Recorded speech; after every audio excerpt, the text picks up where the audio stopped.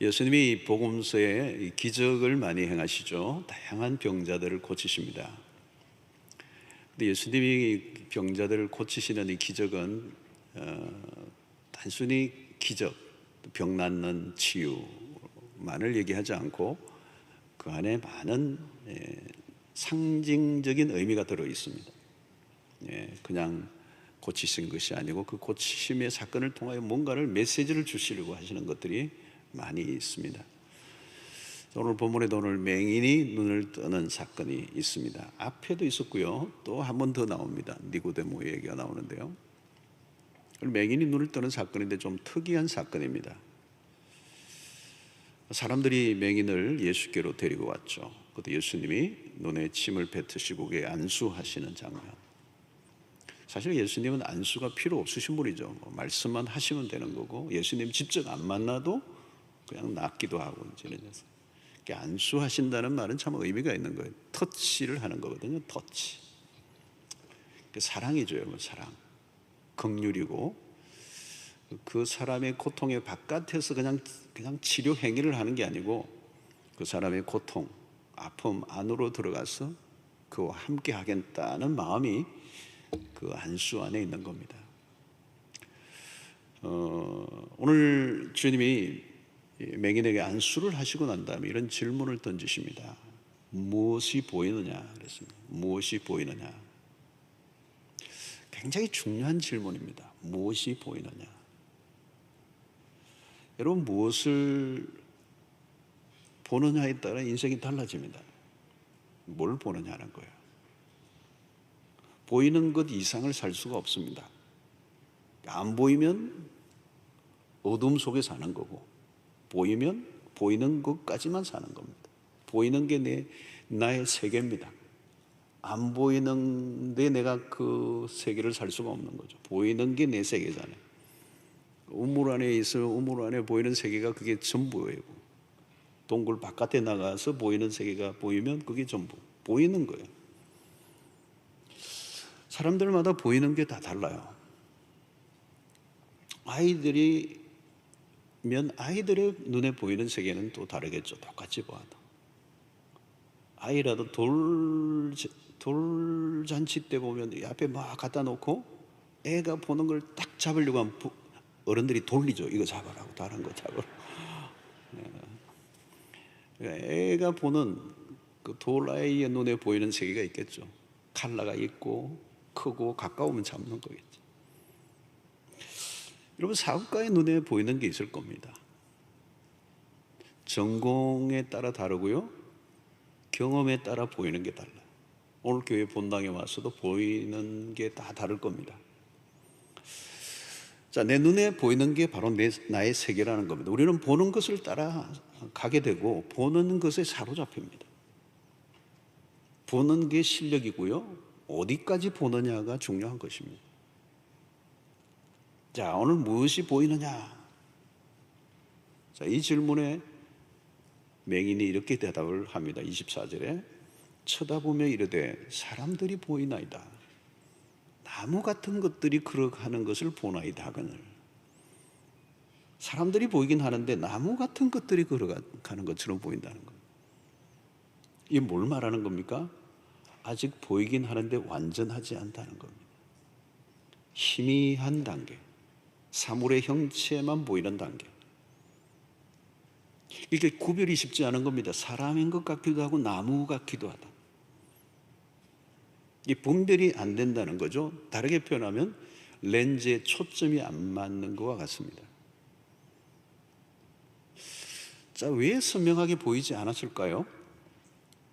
예수님의 능력이 부족하신 분이 아닌데 왜 이렇게 안수하셨는데 희미하게 보이는 겁니까? 여기 중요한 오늘 레슨이 있습니다. 여러분 처음 눈을 떴지만 이제 어둠에서 막 벗어난 상태. 빛이 임한 것이죠. 빛이 없으면 아무것도 볼 수가 없습니다. 그동안 빛이 없었던 것이죠. 어둠 속에 살아왔습니다. 그래서 이제 눈이 떴지만 명확하지가 않은 거예요. 부분적입니다. 멀리 있는 게 보이지 않아요. 아주 가까운 것만 희미하게 보이는 상태. 이것을 우리는 근시라 얘기하기도 하죠. 여러분, 이것을 우리가 영적으로 조금 옮겨보면 영적인 근시도 마찬가지입니다. 멀리 보지 못하는 거예요. 인생이 곤두박질을 칠 때를 보십시오. 멀리 보지 못할 때입니다. 내가 죽는지 사는지 코앞에 무엇이 있는 것만 쫓아가다 보면 무슨 일이 일어날지 모릅니다. 여러분, 잠깐의 즐거움 때문에 소중한 것을 놓칠 때가 얼마나 많습니까? 그게 영적인 근시입니다. 죄를 지을 때를 보십시오. 다른 게 아무것도 안 보입니다.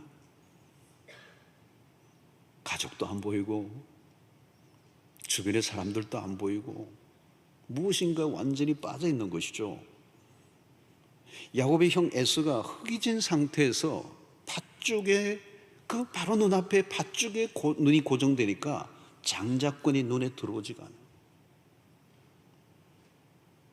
여러분, 돈을 좋아하면 돈만 보이잖아요.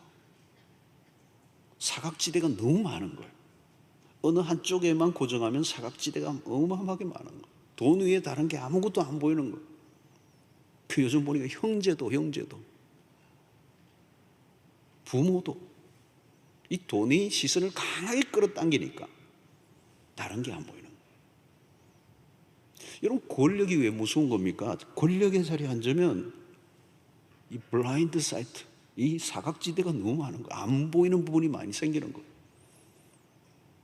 그렇게 실수를 하는 겁니다. 쾌락에 사로잡히면 곧 다가올 고통이 안 보이는 것이죠.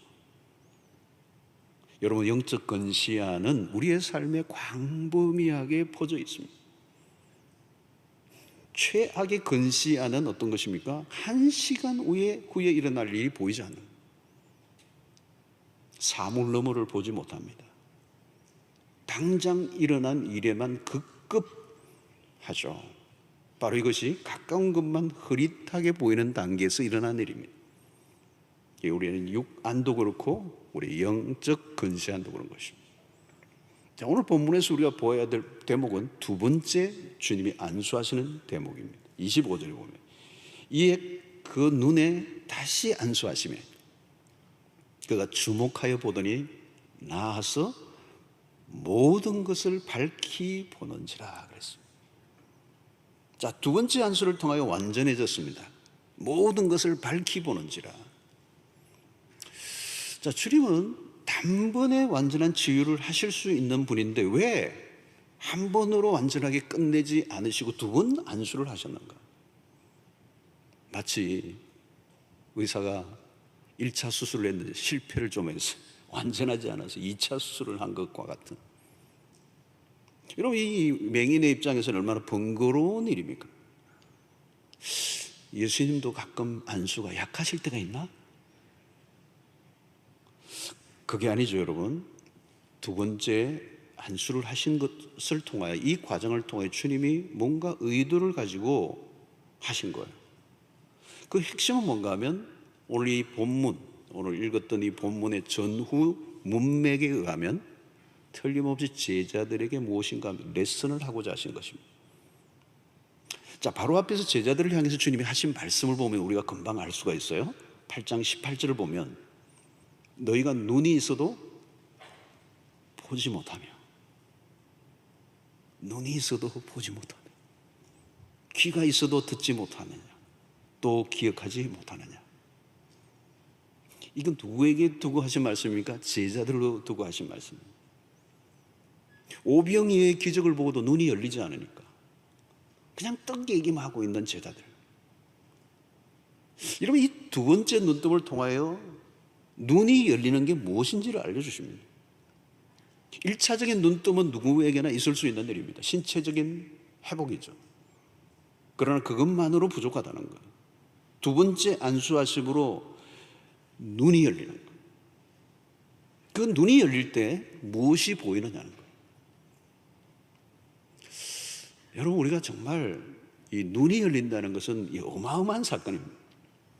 눈이 열려서 뭘 보느냐는 거예요. 눈이 뭘 보느냐. 자, 오늘 여기 보면 예수님의 두 번째 안수로 그가 주목하여 보았다는 거예요. 이 주목하여 보았다는 이 말은 앞부분에 희미하게 본 것과 대조를 이루는 것입니다. 똑똑하게 보았다. 모든 것을 밝히 보았다 그랬어요. 자, 그러면 두 번째 이 안수를 통하여 보여주시고자 하시는 것은 무엇일까요? 눈이 완전히 열려서 밝히 본다는 것은 무엇을 의미하는 것인가? 주님이 제자들에게 깨우쳐 주시고자 하시는 레슨이 여기에 있습니다. 눈이 밝아진다는 것은 단순히 이전보다 시력이 좋아졌다는 말이 아닙니다. 그냥 눈을 떠서 이전에 못 보던 것을 보았다, 이 차원이 아닙니다. 눈이 밝아져 보아야 하는 것이 뭐냐? 그것은 다름 아닌 예수 그리스도가 누구이신지를 아는 것이다.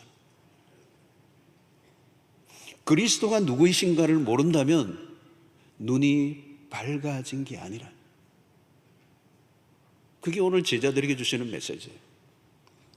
예수님의 십자가 사건 이후에 근심에 찬 두 제자가 엠마오로 걸어가고 있습니다. 그처럼 따르던 그리스도가 십자가에 못 박혀 죽고 난 다음 이제 그들은 시리에 차서 엠마오로 하는 도시로 걸어가고 있는데, 부활하신 그리스도께서 그들에게 나타나셔서 그들의 대화 가운데 끼어드시고 대화를 하시는 거예요. 근데 제자들은 예수를 전혀 알아보지 못합니다. 어떻게 이런 일이 일어날 수 있습니까? 근데 나중에 거의 끝에 가서 예수님이 떡을 떼어 그들에게 주실 때 눈이 열립니다. 누가복음 24장 30절로 31절 보니까 그들과 함께 음식 잡수실 때에 떡을 가지사 축사하시고 떼어 그들에게 주시니 그들의 눈이 밝아져 그인 줄 알아보더니 예수는 그들에게 보이지 아니하시는지라. 그 순간에 이제 사라지셨어요. 자, 그들의 눈이 밝아져 누구를 봤다는 거예요? 눈이 밝아져 그인 줄 알아보더니 예수 그리스도예요. 눈이 열린 사람만 그리스도를 보게 됩니다. 눈이 완전히 열리면 그리스도를 주목하는 일이 일어난다는 거예요. 여러분, 이게 세상에서 가장 중요한 사건입니다. 주님이 보여주시는 메시지의 핵심은, 두 번째 눈뜸은 그리스도를 보는 개안, 천지가 개벽하는 사건. 다메섹 도상에서 바울이 호련히 빛이 임하는 사건이 일어났죠. 그때 그가 만난 것은 그리스도예요. 그의 인생의 터닝을 하는 순간입니다. 여러분, 눈이 열린다는 것은 거대한 주제입니다. 학문을 하는 사람에게 눈이 열린다는 것은 경지에 들어갔다는 얘기예요. 눈이 열렸다, 경지에 들어갔다. 그리스도인들에게 눈이 열렸다라는 이 말은 구원 사건이 일어난 것입니다. 그리스도를 보는 것. 그래서 이사야는 메시아가 오실 때 일어날 일을 예언하는데, 이사야 35장 5절에 이렇게 얘기합니다. 그때에 맹인의 눈이 밝을 것이며 못 듣는 사람의 귀가 열릴 것이며. 자, 하나님의 나라가 임할 때 동시에 두 가지가 일어나는데, 눈이 밝아질 것이고 귀가 열릴 것이다. 여러분, 다 눈을 가지고 있습니다. 다 귀 갖고 있어요. 이게 무슨 얘기입니까? 들어야 할 것을 듣고 보아야 될 것을 보는 이 사건이 구원 사건과 연결된다는 거예요. 마가는 지금 눈이 열리는 사건을 통하여 하나님의 나라가 임했음을 알리고 있어요. 맹인을 낫게 하시는 사건을 통하여 그리스도가 지금 그 메시아이심을 드러내고 있는 것입니다. 눈이 열리는 것이 구원 사건입니다. 예수님을 밤중에 찾아왔던 니고데모라고 하는 사람이 요한복음 3장에 나옵니다. 그는 당대 지성인이었습니다. 그런데 그는 영적인 눈이 열리지 않았어요. 예수님의 말씀을 전혀 알아듣지를 못합니다. 지식의 눈이 열리는 것만으로는 안 된다는 것을 알려주고 있습니다. 영의 눈이 열려야 된다는 거죠. 영적인 이해는 다른 영역이에요. 참 그 신기한 일입니다. 제가 특별히 새벽기도 같은 걸 인도해 보면 이 우리 아이들이 말이에요. 초등학교 아이들이 말이에요. 이번에도 고난주간 특세도 메모한 걸 보여주는데, 이 말씀의 영적 이해력이 있는 거예요. 알아들어요. 여러분, 영안은 우리가 열 수 있는 게 아닙니다. 영의 눈은 하나님이 열어주셔야 합니다. 눈을 뜨고 있다고 보는 게 아닙니다. 바울은 바리새인 중에 바리새인이었고, 그는 율법에 아주 해박한 사람이었습니다. 그는 누구보다도 하나님을 잘 알고 잘 섬긴다고 했던 사람이에요. 그러나 실제로는 어때요? 어두움 속에 있었다는 거예요. 그리스도께서 정오의 빛보다 더 밝은 빛으로 다가오셨어요. 그때 무슨 일이 일어납니까? 갑자기 앞을 못 봅니다. 일시적으로 시각 장애인이 돼요. 이건 상징적인 사건입니다. 모든 것에 자신만만하게 살아왔던 그가 갑자기 식물인간처럼 되어버리는 거예요. 사도행전 9장 8절에 보면 사울이 땅에서 일어나 눈을 뜨으나 아무것도 보지 못하고 사람의 손에 끌려 다메섹으로 들어가서 눈을 떴지만 아무것도 못 보는 거예요. 주님이 그의 눈을 멀게 하셨어요. 누군가에 의해 끌려다녀야 했습니다. 얼마나 자존심 상하는 일이겠습니까? 주님은 나중에 아나니아라는 사람을 통하여 바울의 눈을 다시 열어주십니다. 사도행전 9장 12절에 보니 그가 아나니아라는 사람이 들어와서 자기에게 안수하여 다시 보게 하는 것을 보았느니라. 그가 스스로 아무것도 할 수 없어서 하나님이 그를 다시 보게 하셨는데 이게 뭐예요? 새로운 눈을 주신 겁니다.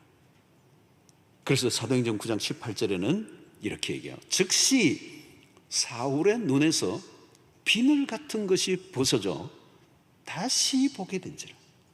다시 보게 된지라. 눈에서 비늘 같은 것이 벗겨지면서 다시 보게 된다. 뭔가가 가리고 있는 거예요. 가리고 있는 거. 여러분 이게 뭘까요? 상징적인 겁니다. 바울은 율법의 안경을 끼고 있을 때는 복음의 눈이 가려져 있어요. 왜 예수 믿는 사람들을 그렇게 잡아 죽이려고 했습니까? 여러분 자기 눈이 가려져 있으면요 자신이 무슨 짓을 하고 있는지를 전혀 알지 못하는 거예요. 주님이 바울의 눈을 뜨게 하시, 다시 뜨게 하셨어요. 이것은 천지가 개벽되는 일입니다. 눈을 다시 뜨게 하심. 완전히 딴 사람이 되는 것입니다. 바울은 예수를 보았습니다.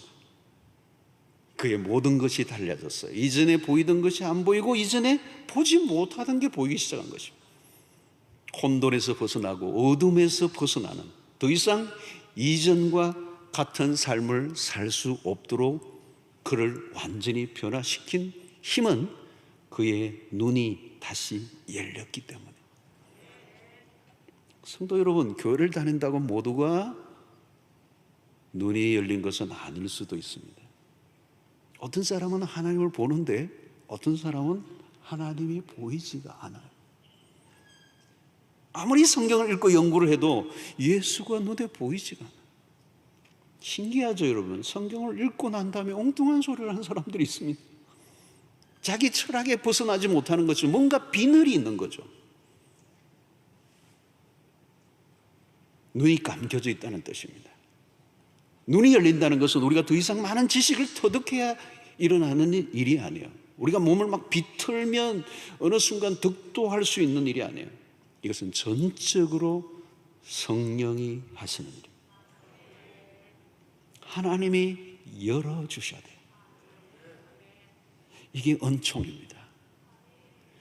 여러분 핵심은 뭐냐면 눈이 열려야 한다는 겁니다. 예수를 예수로 알아보면 그게 눈이 열린 상태입니다.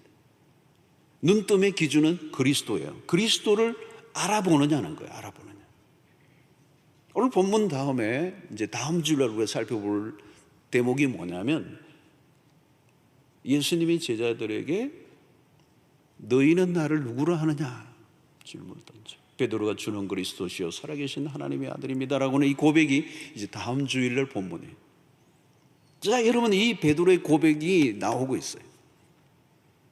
앞부분의 18절에서는 너희들이 보아도 보지 못한다고 얘기하셨는데 오늘 이 사건을 기점으로 해서 그 다음 부분에 뭐가 나오냐면 베드로가 신앙의 고백을 하는 대목이 나와요. 이게 뭐예요? 이젠 베드로가 눈을 떴다는 거예요.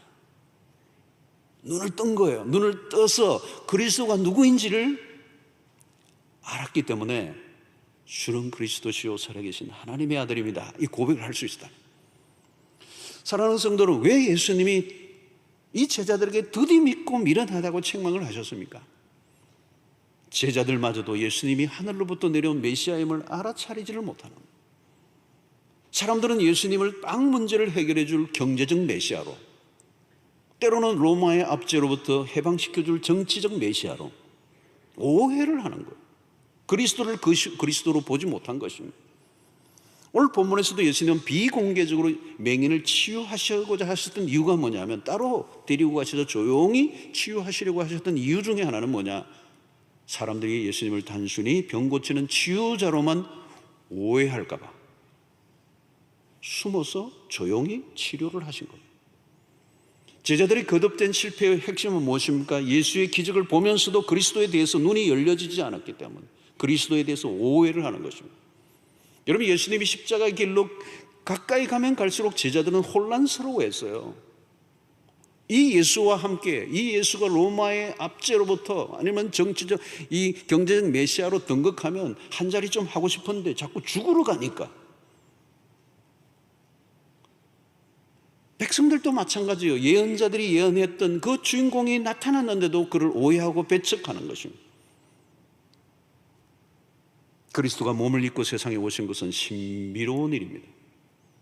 비밀 중에 비밀이에요. 단순히 이것은 인간의 지식으로만 알 수 있는 영역이 아닙니다. 로마서 16장 25절 26절 전반전에 보면, 나의 복음과 예수 그리스도를 전파함은 영세전부터 감추어졌다가 이제는 나타나신 바 되었으며, 감추어져 있었던 거라는 거예요. 감추어져 있다는 말은 뭘까요? 눈이 열려야만 볼 수 있다는 거예요.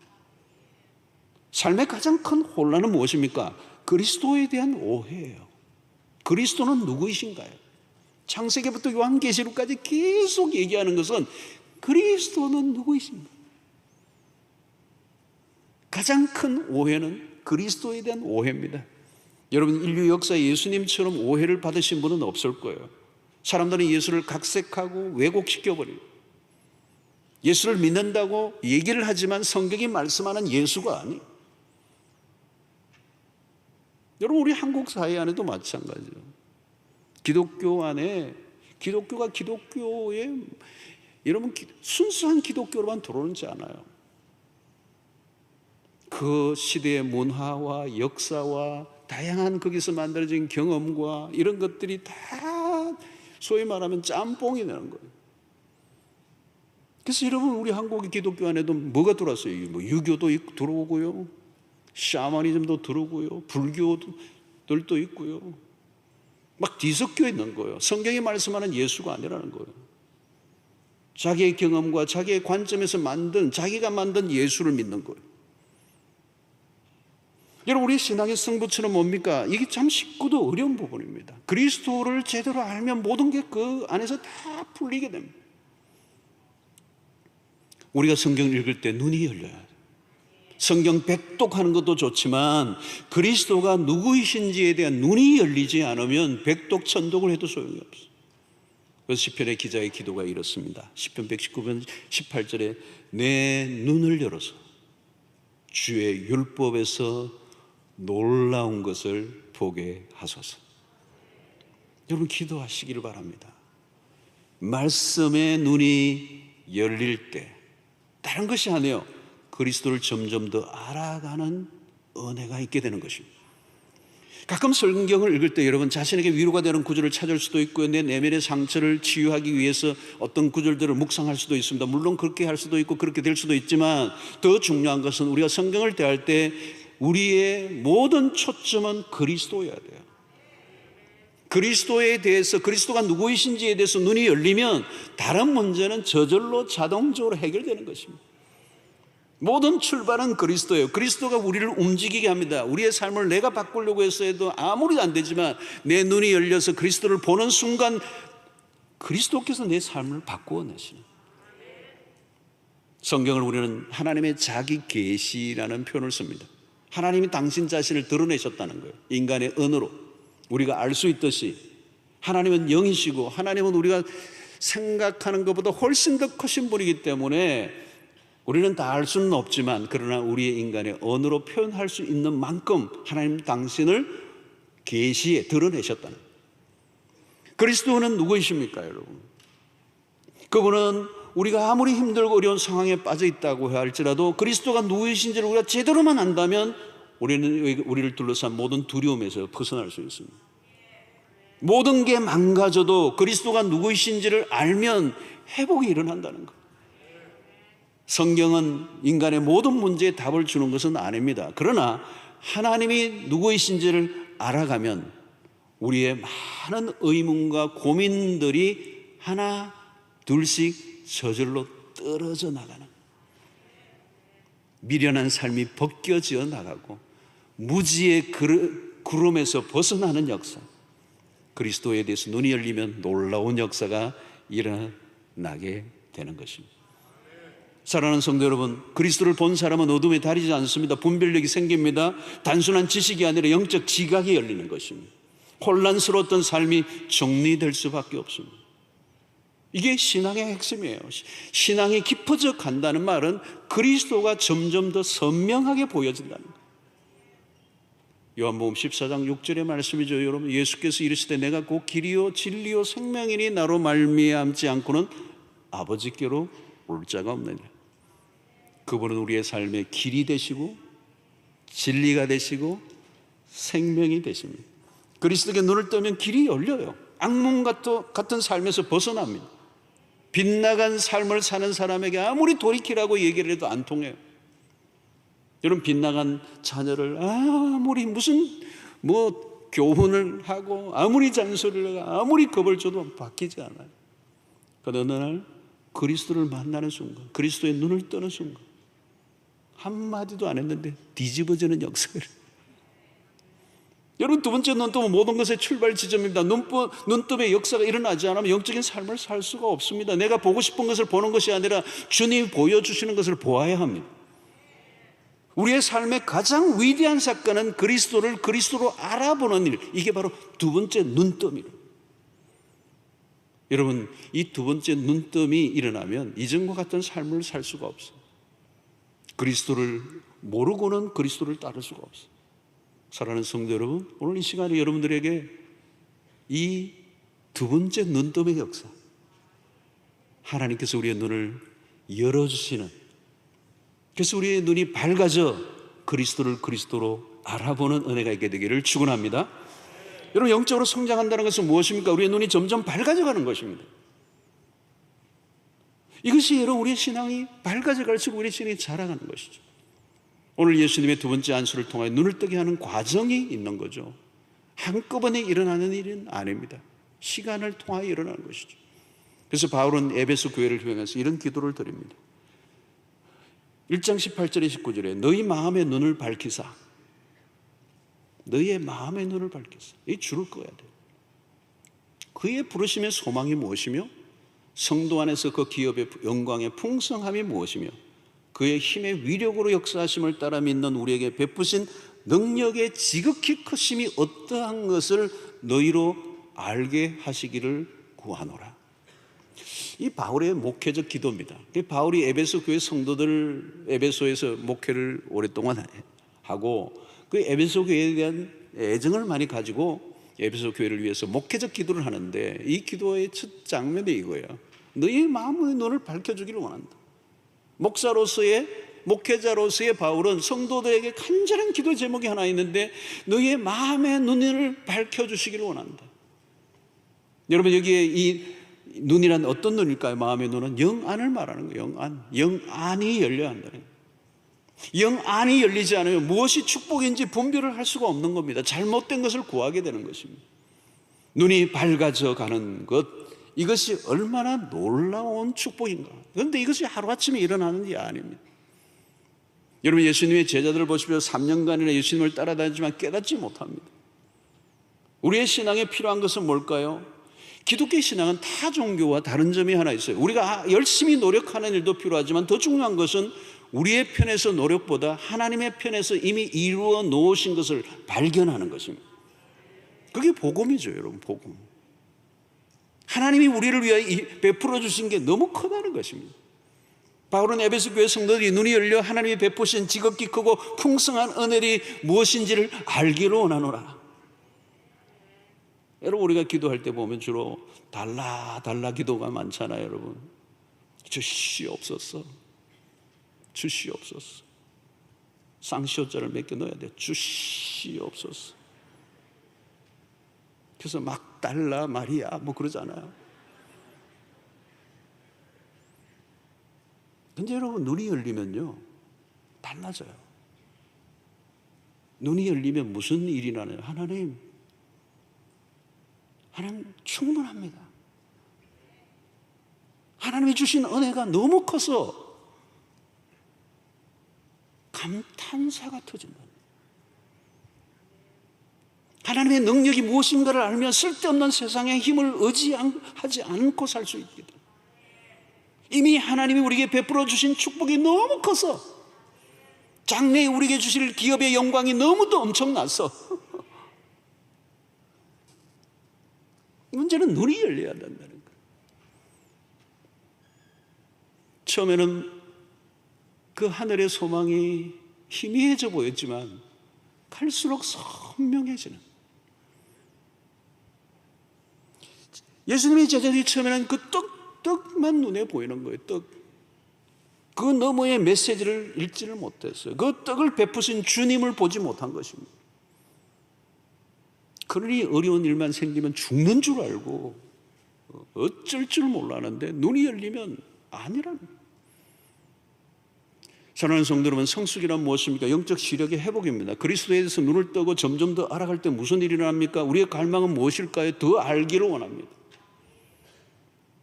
우리의 신앙과 삶의 가장 큰 주제는 그리스도가 누구신가입니다. 혹시 그리스도를 잘못 오해하고 믿고 있는 것은 아닙니까? 주님이 우리의 눈에 안수해 주시는 역사가 있게 되기를 축원합니다. 두 번째, 눈뜸의 역사가 일어나기를 원합니다. 내 주님 보입니다. 확실히 보입니다. 이전보다 더 많이 보이네요. 그리스도에 대해서 눈을 뜰 때 우리가 누구인가를 알게 돼요. 우리는 우리 안에서 우리 스스로 나를 알 수가 없습니다. 그리스도를 발견할 때 그리스도 안에서 발견한 나는 다른 것입니다. 그래서 여러분, 에베소서 2장 10절을 보면 우리는 그가 만드신 바라 그리스도 예수 안에서 선한 일을 위하여 지으심을 받은 자니. 여러분, 내가 나를 모르니까 때로는 비관하고 자기 자신에 대해서 자학하고, 그러나 여러분, 그리스도를 알면요, 그리스도 안에서 나는 영광스러운 하나님의 걸작품이라는 걸 발견하며 탄성을 지르게 되는 것입니다. 축복을 축복으로 볼 줄 아는 눈이 열릴 때 그게 복된 삶이에요. 성도 여러분, 무엇이 불행입니까? 눈이 닫혀져 있는 겁니다. 볼 거를 못 보는 거예요. 그러면 어둠 가운데 사로잡혀 살아가는 것입니다. 바울은 이 그리스도를 발견한 이후에 자기에게 찾아온 놀라운 변화가 있어요. 옛날에 그렇게 귀중하게 붙들고 있던 게 배설물이었다는 것. 그리스도를 발견하고 나니까 그게 배설물이었다. 쉽게 표현하면 똥을 안고 살았구나. 배설물과 그리스도를 구분하지 못했던 거예요. 눈이 열리니까 기꺼이 배설물과 같이 여기는 역사가 일어나는 분별력이 생긴 것입니다. 사랑하는 성도로 영적 눈이 열려야 합니다. 열리는 만큼 축복을 누리게 됩니다. 감사가 넘치고 기쁨이 넘치는 이유가 뭘까요? 눈이 열리면 축복이 내 앞에 쌓여져 있다는 것, 하나님이 우리를 위하여 놓으신 것이 얼마나 크다는 걸 알게 되는 것입니다. 주님, 우리의 영적 근시안을 고쳐주시기를 바랍니다. 병이 낫는 것보다 눈이 열리는 게 기적이에요. 문제가 풀리는 것보다 그리스도를 만나는 게 기적입니다. 여러분, 몽골 사람들이 시력이 아주 세계에서 가장 좋다고 그래요. 이유는 그들은 멀리 지평선을 바라보고 살기 때문에. 승자는 누구입니까, 여러분? 지금 당장 눈앞에 것을 보고 살아가는 사람이 아니에요. 멀리 보는 사람.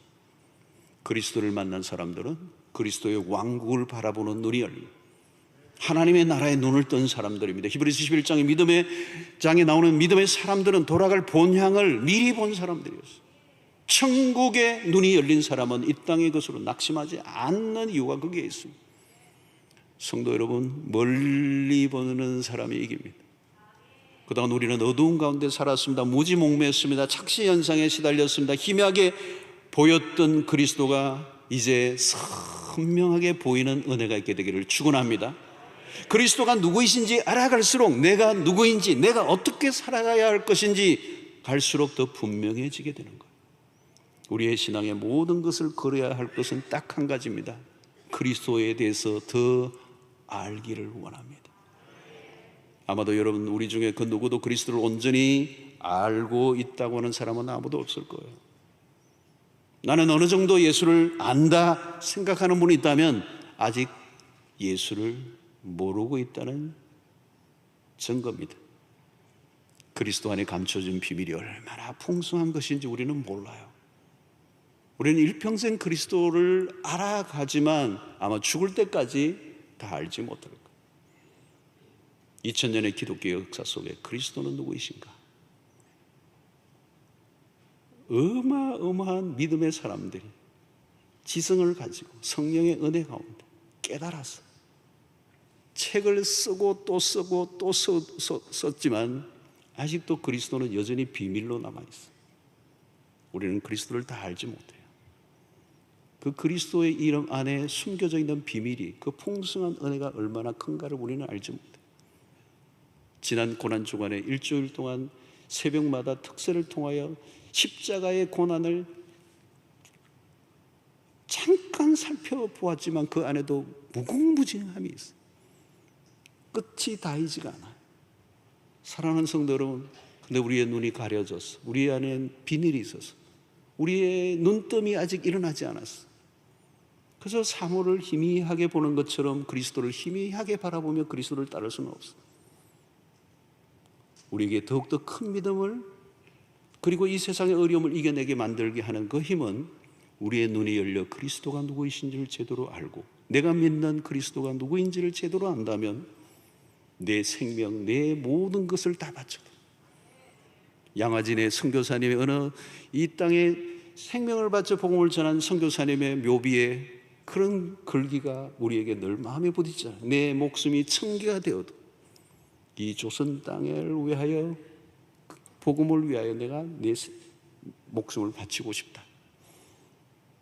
그리스도가 누구인지를 발견한 사람만이 할 수 있는 일이. 사랑하는 성도 여러분, 오늘 이 시간 여러분들 안에 진지한 기도의 제목이 있게 되기를 바랍니다. 주님, 내 눈을 열어주소서. 여전히 저의 눈은 가려져 있습니다. 비늘이 많습니다. 볼 것을 보지 못하고 보아야 될 것을 보지 못하는, 그리스도가 누구이신지 알기를 원합니다. 내 눈을 열어주소서. 이것보다 더 절실한 기도는 없을 것입니다. 사랑하는 성도 여러분, 이 오늘 주님이 두 번째 안수하셔서 밝히 보게 되므로 그리스도를 향하여 시선을 고정했던 이 맹인에게 일어났던 일처럼 여러분들 가운데도 영적 개안의 역사가 일어나고 갈수록 눈이 더 밝아져 믿음의 부유한 삶을 살아가는 은혜가 있게 되기를 축원합니다. 눈을 열어주소서. 그때 구원의 역사가 일어납니다. 그때 우리의 삶의 모든 어둠, 무지몽매함에서 일어났던 모든 어둠의 일들이 벗겨지고 참된 자유와 기쁨과 평강을 누리는 역사가 일어나게 되기를 축원합니다. 하나님 아버지, 오늘 또 우리에게 주신 말씀을 통하여 우리 영적 무지에서 깨어나 무지몽매함에서 벗어나 하나님 영적 기한을 통하여 그리스도가 누구이신지를 온전히 발견하게 하시고 그 그리스도를 점점 더 알아가는, 그래서 그리스도 안에 감춰져 있는 풍성한 그 하나님의 은혜를 누리며 살아가는 주의 백성들 되게 하여 주시옵소서. 예수님의 이름으로 기도하옵나이다. 아멘.